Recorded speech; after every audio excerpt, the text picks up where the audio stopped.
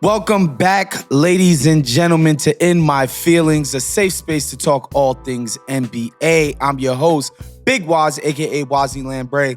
Let's go. Oh boy, the New York Knickerbockers, man. Just when you think the Knicks have turned the page, have become a newly competent, highly organized, dedicated organization, man. We get this start to this offseason. And let's just do a quick rewind. The freaking New York Knicks just had their best season in 25 years. First conference finals in 25 years. Most people thought they had a great chance of winning it. So basically, they have a finals contender type of team in their building for the first time in 25 years. And it's not as if the 25 years in between have been filled with playoffs and winning seasons. No, it's been like 4 other winning seasons in that 25-year span.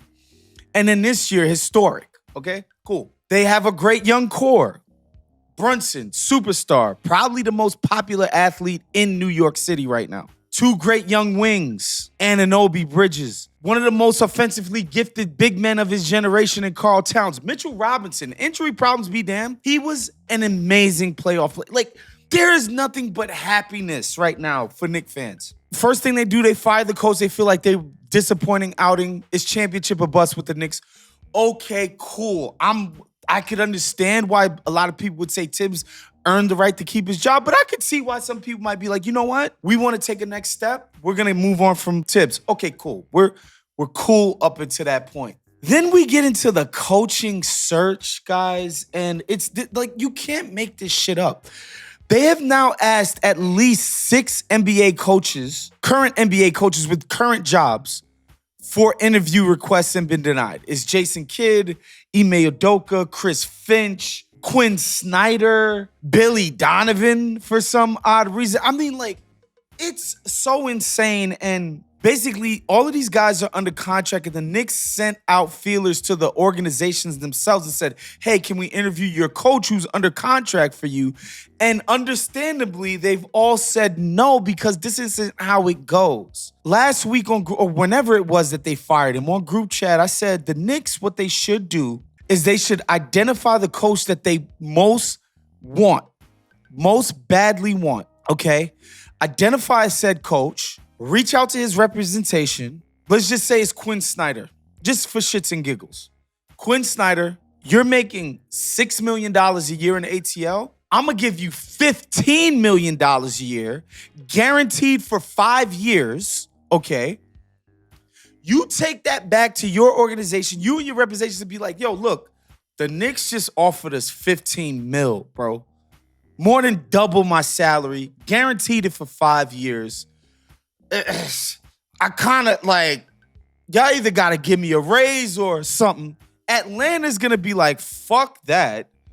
We can get a coach for way cheaper than that.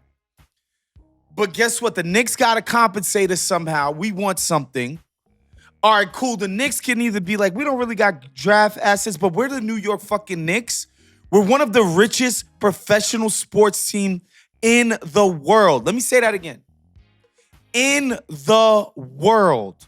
We're talking about Dallas Cowboys, Real Madrid, Manchester United, the New York Knicks. We're one of the richest franchises in the world. Playoff tickets courtside cost you 20 G's, okay? Like, we're rich.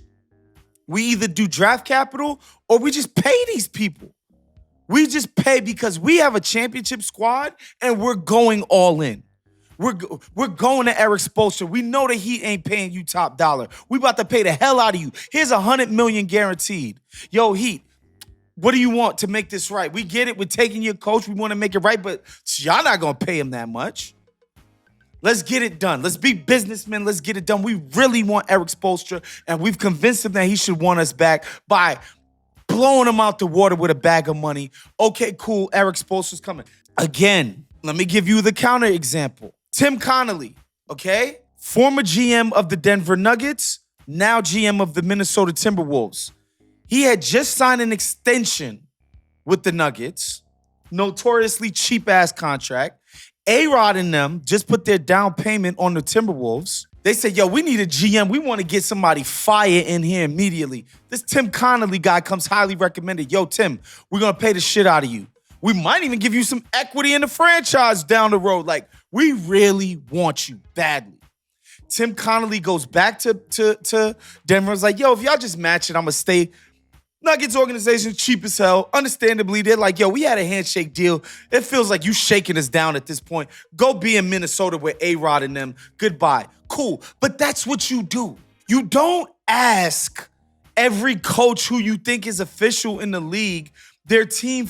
It doesn't work like that. Because as the coach, if you're telling me I'm coming to interview, motherfucker, I already got a job. I already got a good-ass job. Why am I interviewing for yours? I'm Chris Finch. I already got Anthony Edwards. I just went to the conference finals and lost just like y'all. I'm good. My superstar is young as hell. I'm straight.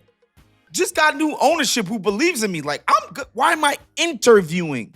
Now, you go to Chris Finch and say, no, we want you. Name your number. We will pay that to you. And now we got to figure out how to get you out that contract and make it right with Minnesota.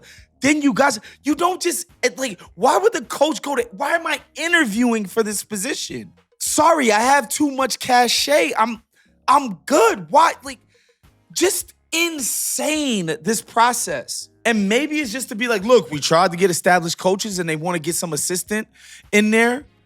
Or some coach that doesn't have a job, be like, look, we did an exhaustive search and we wanted this guy the whole time. Maybe this is just a smoke screen because they wanted somebody the whole time and they want to make it seem like, look, we did an exhaustive search. But this is as sloppy as it gets, and I just have a hard time believing the motherfuckers who used to be big dogs at CAA, Worldwide West, Leon Rose, the top executive at the Knicks who come from CAA, don't know how to poach coaches. Like, bro, you're asking me to be a complete idiot to believe that. That these dudes have no idea how poaching NBA coaches works out. This is just utterly ridiculous and incompetent and really makes me wonder how involved Dolan is in all of this. Because this is not slick. This is insane. And maybe they just hire Mike Malone and that's who they wanted the whole time and it works out, whatever. But this looks so stupid. This is so embarrassing, dude. And I just don't know how Knicks fans can feel good about the direction things are going after what, like they've managed everything so beautifully up until this point. I just don't understand what they're doing. They're making a mockery of themselves. And then you add to the fact you fired your coach for basically the best team in the league this year. Losing to them. I don't know, man. I don't know. This is almost too Knicksian. Like, to be honest with you. It's almost too good of a Knicks story, to be honest with you. Anyway, we'll see how this plays out. All right, folks, that's our show for today. Make sure you subscribe to the Ringers NBA page on YouTube. Subscribe to the channel, like this video, hit the notification bell so that you're alerted each and every time we drop a new video. We will see you guys next week. Peace out.